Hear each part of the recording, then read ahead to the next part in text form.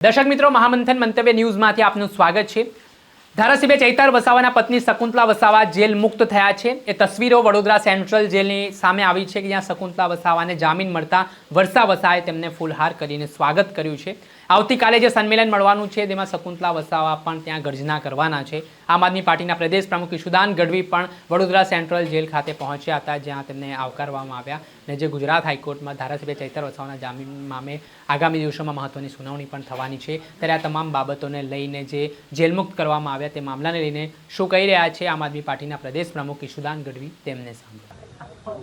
જે રીતે ચેતરભાઈ અને એમના પરિવાર અને આદિવાસી સમાજના ખેડૂતો ઉપર ખોટી રીતે કેસ કરીને એને તુરંત સજા અપાવવામાં જ્યારે ભાજપે એટલો મોટો રસ લીધો હતો, ત્યારે આજે સત્યનો વિજય થયો છે। સત્ય પરેશાન થઈ શકે છે, પરાજિત નહીં। આજે માનનીય હાઈકોર્ટ તે ચેતરભાઈના પત્ની શકુંતલાબેન અને બીજા 4 એમ મળીને 5ના જામીન મંજૂર કર્યા છે। આગામી સમયમાં ચેતરભાઈ સહિત જે બાકી રહ્યા છે એમના પણ જામીન મંજૂર થશે, એમને પૂરો વિશ્વાસ છે। આ સમગ્ર કેસ ફરજી બનાવવામાં આવ્યો હતો, ફરજી રીતે જેલમાં નાખવામાં આવ્યા હતા। ચેતરભાઈ ડરી જાય, ચેતરભાઈ આદિવાસી સમાજનો અવાજ ન બને, અવાજ જાગૃત ન કરે આદિવાસી સમાજને, અને જળ જંગલ જમીનના મુદ્દા ન ઉઠાવે ને ત્યાં મોટી કંપનીઓ આવી શકે એ માટેનો ભાજપનો ષડયંત્ર હતું, પરંતુ એ ષડયંત્રનું ધ્વસ્ત થયું છે। ચેતરભાઈ વસાવા મજબૂતાઈથી ઉભા રહ્યા છે, આદિવાસી સમાજ સાથે ઉભા રહ્યા છે અને એમણે સંઘર્ષ કર્યો છે। આદિવાસી સમાજ માટે 1 વાર જેલમાં ગયા, 2 વાર ગયા, 3 વાર ગયા, એમના પરિવાર પણ ગયા।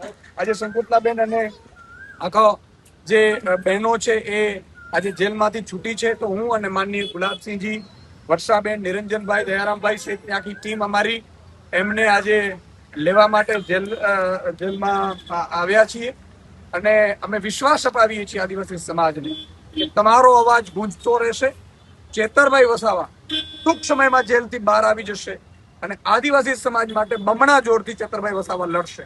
અને ભાજપને પણ કહેવા માંગુ છું કે હવે વારંવાર ચેતરભાઈને જેલમાં નાખીને તમે જે ષડયંત્રો કરો છો એનાથી તમને જ નુકસાન થાય છે। ત્યારે અંબાજીથી ઉમરગામ સુધી આદિવાસી સમાજના યુવાનોમાં રોષ છે।